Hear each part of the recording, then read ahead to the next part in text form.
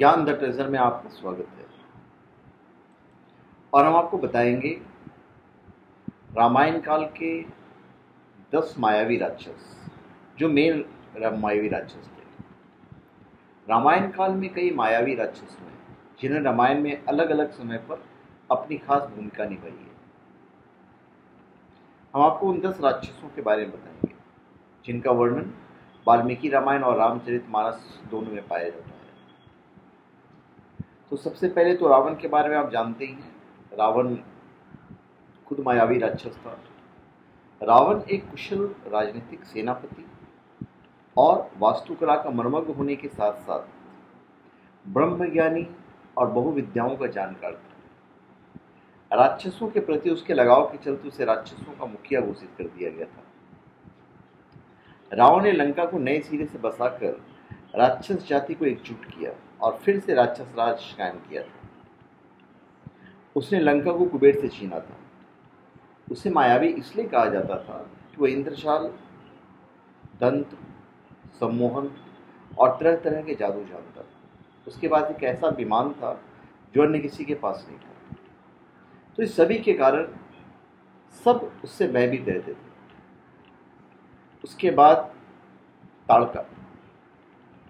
ताड़का के पिता का नाम सुकेतु यक्ष और पति का नाम सुनंद था।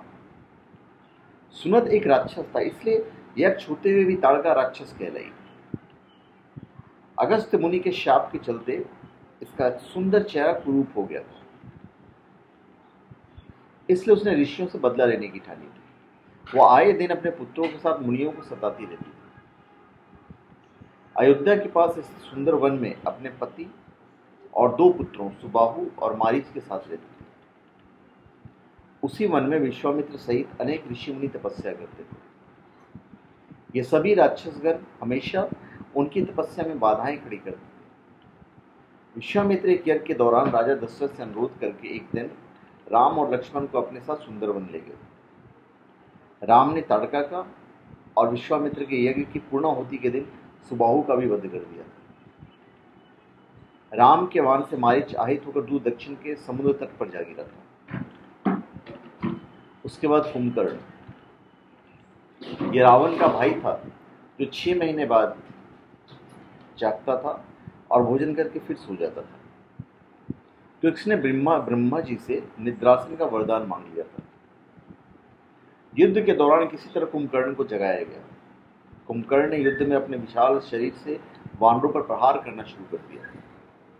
इससे राम की सेना में हाहाकार मच गया था। सेना का मनोबल बढ़ाने के लिए राम ने कुंभकर्ण को युद्ध के लिए ललकारा और भगवान राम के हाथों कुंभकर्ण वीर गति को प्राप्त हुआ। उसके बाद था एक राक्षस विराट। विराट दंडक वन का राक्षस था। सीता और लक्ष्मण के साथ राम ने दंडक वन में प्रवेश किया। यहां पर उन्हें ऋषि मुनियों के कई आश्रम दिखे। वहां के ऋषियों ने उन्हें एक राक्षस के उत्पात की जानकारी दी। उसे ब्रह्मा जी से वर प्राप्त था कि किसी भी प्रकार का अस्त्र शस्त्र ना तो उसकी हत्या कर सकती है और ना ही उसके अंग छिन्न भिन्न कर सकते हैं। राम और लक्ष्मण ने उसे घोर युद्ध किया और उसे हर तरह से घायल कर दिया। फिर उसकी भुजाएं भी काट दी। तभी राम बोले, लक्ष्मण, वरदान के कारण यह दुष्ट मर नहीं सकता, इसलिए यह उचित है कि हमें भूमि में गड्ढा खोदकर इसे बहुत गहराई में गाड़ देना चाहिए। लक्ष्मण गड्ढा खोदने लगे और राम विराट की गर्दन पर पैर रखकर खड़े हो गए। तब विराट बोला कि हे प्रभु, मैं तुम्ब्रू नाम का गंधर्व हूं। कुबेर ने मुझे राक्षस होने का शाप दिया था। मैं शाप के कारण राक्षस हो गया था। आज आपकी कृपा से मुझे उस शाप से मुक्ति मिल गई है। राम और लक्ष्मण ने उसे उठाकर गड्ढे में डाल दिया और गड्ढे को पत्थर आदि से बांध दिया। उसके बाद मेघनाथ को इंद्रजीत भी कहा जाता है, क्योंकि उन्हें स्वर्ग पर आक्रमण करके उस पर अपना अधिकार जमा लिया था। मेघनाथ बहुत ही शक्तिशाली और मायावी था। रावण के पुत्रों में मेघनाथ सबसे पराक्रमी था। माना जाता है कि जब इसका जन्म हुआ था तब इसने मेघ के समान गर्जना की थी, इसलिए यह मेघनाथ कहलाया। मेघनाथ ने युवावस्था में दैत्यों के गुरु शुक्राचार्य की सहायता से सत्य यज्ञ किए थे और शिव के आशीर्वाद से दिव्य रथ, दिव्यास्त्र और तामसी माया प्राप्त की थी। मेघनाद का वध भगवान लक्ष्मण ने एक दिव्य वाण से किया था। वाण मेघनाद का सिर काटते हुए आकाश में दूर तक लेके गया था। उसके बाद थे खर और दूषण। ये दोनों रावण के सौतेले भाई थे। ऋषि विश्रवा की दो और पत्नियां थी। खर उत्पोतकटा से और दूषण वाका से उत्पन्न हुए थे, जबकि कैकसी से रावण का जन्म हुआ था। खर दूषण को भगवान राम ने मारा था। खर और दूषण के वध की घटना रामायण के अरण्यकांड में मिलती है। शूर्पणखा की नाक काट देने के बाद वह खर और दूषण के पास गई।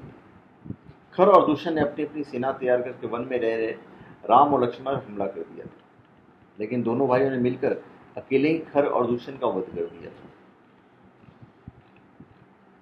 उसके बाद था एक राक्षस कबंध। सीता की खोज में लगे राम लक्ष्मण को दंडक वन में अचानक एक विचित्र दानव दिखा, जिसका मस्तक और गला नहीं था। उसकी केवल एक ही आंख नजर आ रही थी और वह विशालकाय और भयानक था। उस विचित्र दैत्य का नाम कबंध था।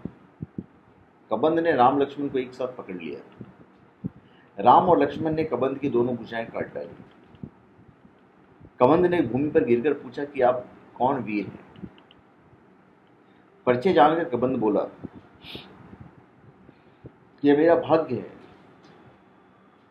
कि आपने मुझे बंधन मुक्त कर दिया। कबंध ने कहा कि मैं दनु का पुत्र कबंध बहुत पराक्रमी तथा सुंदर था। राक्षसों जैसी आकृति बनाकर मैं ऋषियों को डराया करता था, इसलिए मैं ऐसा हो गया। उसके बाद थे मारीच। राम की तीर से बचने के बाद ताड़का पुत्र मारीच ने रावण की शरण ली। मारीच लंका के राजा रावण का मामा था। जब शूर्पणखा ने रावण को अपने अपमान की कथा सुनाई तो रावण ने सीता हरण की योजना बनाई। देवी सीता के हरण करने के लिए रावण से मारीच क्या कहा कि तुम एक सुंदर हिरण का रूप धारण कर लो, जिसके सींग रत्नमय प्रतीत हो, शरीर भी चित्र विचित्र रत्नों वाला हो। ऐसा रूप बनाओ कि सीता मोहित हो जाए। अगर वे मोहित हो गई तो जरूर वो राम को तुम्हें पकड़ने के लिए भेजेंगे। अब इस दौरान मैं उसे हर कर ले जाऊंगा। मारीच ने रावण के कहे अनुसार ही कार्य किया और रावण अपनी योजना में सफल रहा। और इधर राम के वाण से मारीच मारा गया। उसके बाद थे कालनेमी। कालनेमी राक्षस रावण का विश्वस्त अनुचर था और भयंकर, मायावी और क्रूर था। इसकी प्रसिद्धि दूर दूर तक थी। रावण ने इसे कठोर, बहुत ही कठिन काम सौंपा था। जब राम रावण युद्ध में लक्ष्मण को शक्ति लगने से बेहोश हो गए, तब हनुमान को तुरंत ही संजीवनी लाने को कहा गया था। हनुमान जी जब द्रोणाचाल की ओर चले तो रावण ने उनके मार्ग में विघ्न पैदा करने के लिए कालनेमी को भेजा। कालनेमी ने अपनी माया से तालाब, मंदिर और सुंदर बगीचा बनाया और वहीं एक ऋषि का वेश धारण करके बैठ गया। हनुमान जी उस स्थान को देखकर वहां जलपान के लिए रुकने का मन बनाकर जैसे ही तालाब में उतरे तो तालाब में प्रवेश करते ही एक मगरी ने उसी समय हनुमान जी का पैर पकड़ लिया और हनुमान जी ने उसे मार डाला। फिर उन्होंने अपनी पूंछ से कालनेमी को जकड़कर उसका वध कर दिया। तो धन्यवाद। आप हमारे चैनल पे सब्सक्राइब करें और अपने कमेंट दीजिए। धन्यवाद।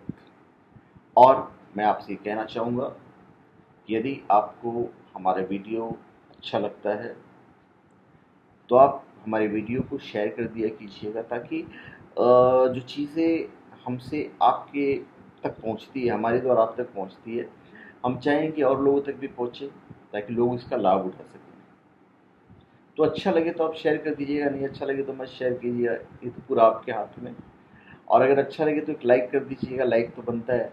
और अगर नहीं अच्छा लगे तो कमेंट ज़रूर कीजिएगा कि अच्छा क्यों नहीं लगा। और साथ में मैं आपसे ये भी कह देता हूँ कि अगर आपको कुछ पूछना हुआ या जानना हुआ तो वीडियो के नीचे कमेंट बॉक्स होता है, आप पूछ सकते हैं या जान सकते हैं। तो धन्यवाद। आप हमारे चैनल पर सब्सक्राइब करें और अपने कमेंट दीजिए और लाइक भी कर दीजिएगा। धन्यवाद।